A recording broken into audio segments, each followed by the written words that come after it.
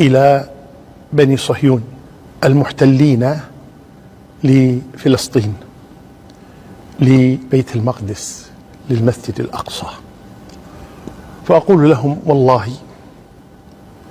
لن تهنأوا أبدا باحتلالكم لبيت المقدس، وللمسلمين عين تطرف، بل والله الذي لا إله إلا هو لنخرجنكم منها عاجلا أو آجلا، مصداقا لقول النبي الكريم صلى الله عليه وسلم: لا تزال طائفة من أمتي ظاهرين على الحق لا يضرهم من خذلهم ولا من خالفهم حتى يأتي أمر الله وهم كذلك. ولما سئل عنهم النبي صلى الله عليه وسلم قال: هم في أكناف بيت المقدس. والله جل وعلا أخبرنا في كتابه العزيز